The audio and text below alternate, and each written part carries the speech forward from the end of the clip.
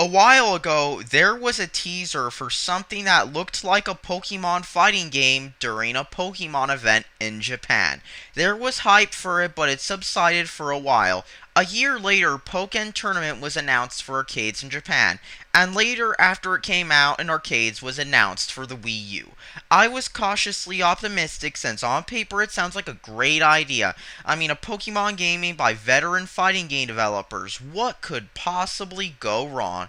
Well, as I had seen before with Pokemon Conquest, you can take a great idea on paper and make it boring, dull, and forgettable. The Pokemon franchise has essentially become what the Digimon franchise was with video games about 10 years ago, with good ideas on paper being executed more poorly than the PlayStation Vita.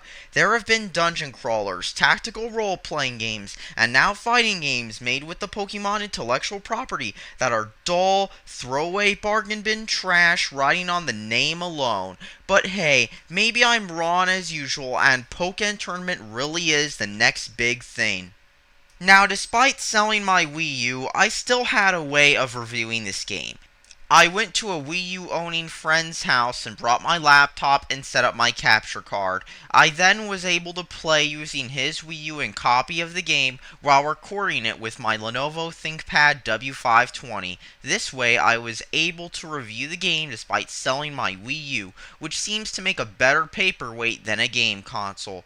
So let's see what Pokken Tournament is all about first of all. Pokken Tournament is a fighting game that is based off the Pokemon franchise. Now, licensed material is nothing new for fighting game developers. Arc System Works developed Persona 4 Arena and Ultimax, NetherRealm developed Injustice, and Capcom developed quite a few fighting games based off JoJo, Marvel, and X-Men, with Marvel vs. Capcom being a successful series. In fact, Bandai Namco has also worked on an installment of the Super Smash Bros. Series. Usually when you make a game based off an established property, you have a vast amount of source material to draw from. In Pokemon's case, while it might not have much story content, it has tons and tons of characters. Pokemon X and Y contains 721 individual Pokemon, and this isn't counting Mega Evolutions or alternate forms. There are quite a few well-known Pokemon from both Generation 1 and later generations, along with countless legendary Pokemon that have appeared in numerous movies and others that have been popular with merchandising. This means that there are quite a few characters that could be added into Pokken Tournament. Considering that Bandai Namco made two fighting games with the giant rosters on the Wii U already, which are Tekken Tag 2 and Smash 4, you would expect that Pokken would be the same way. Sadly, this isn't the case, as Pokken only features 16 playable characters with no plans to add more content. Quite a few fan-favorite Pokemon are missing. However, Pikachu and Mewtwo appear twice with different movesets and skins. Strangely enough, Greninja is missing despite their appearance in Smash 4.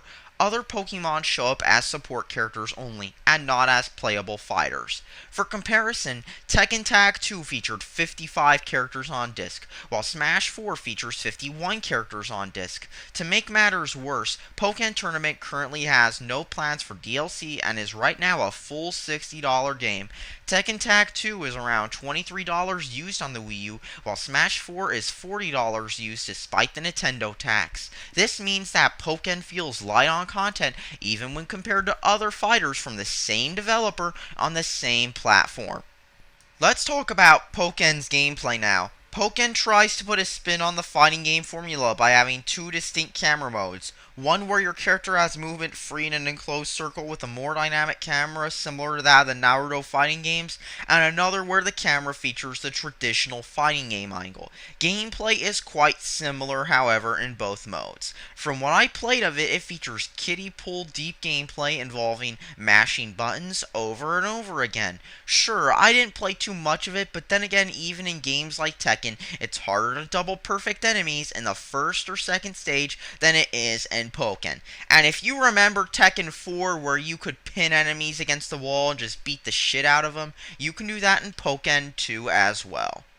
Pokken continues the Nintendo tradition of doing something in the most special snowflakey way possible instead of just doing it normally. Character selection is done by going into a menu and changing your Pokemon, while in other games you choose it when you start the mode. There's also no arcade mode, instead there's a generic league mode and a million practice modes, along with an online multiplayer mode which I did not play.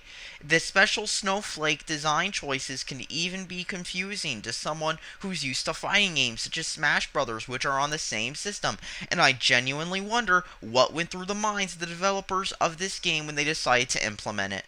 I'm not a fan of how the gameplay in Pokken transitions between two camera angles. Instead of just sticking with one gameplay style and perfecting it until it was done right, they went with a mix of two camera angles, and this means that the gameplay keeps switching around between the close-up angle, which is used in Tekken, and the far-away angle used in the Naruto games. This can be awkward considering how quickly it happens.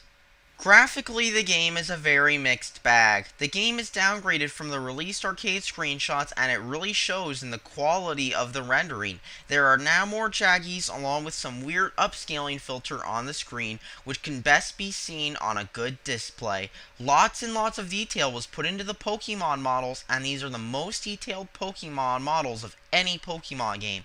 These aren't reused models like quite a few other Pokemon games have used in the past. These are new and original models. Maybe they're a bit too detailed, however.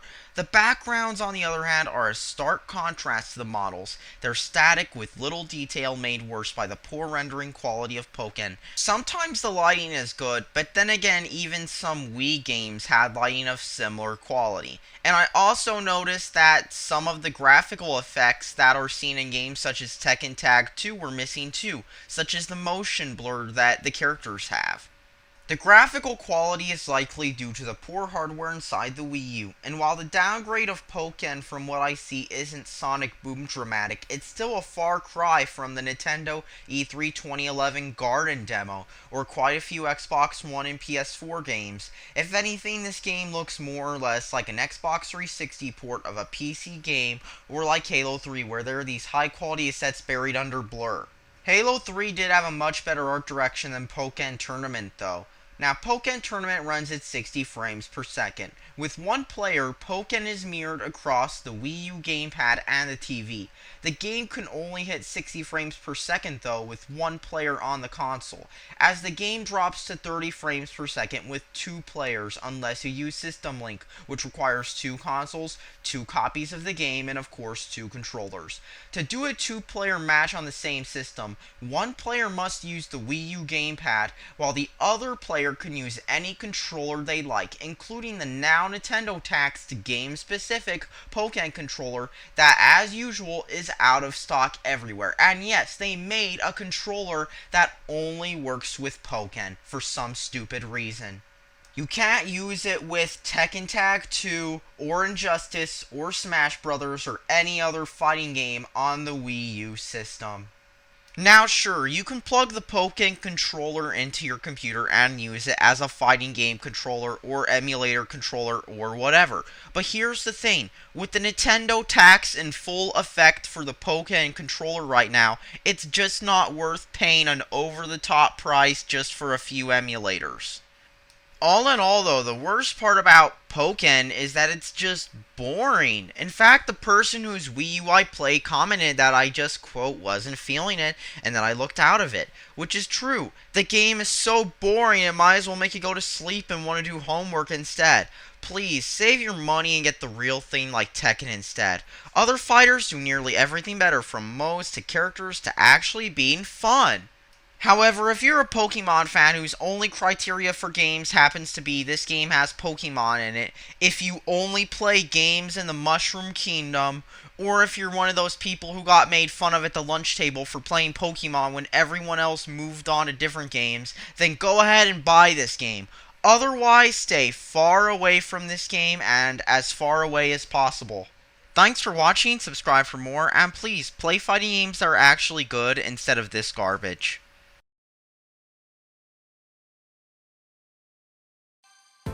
Hey, have you heard about Amiibo? I hear if you touch them to your gamepad, you can get some presents or something.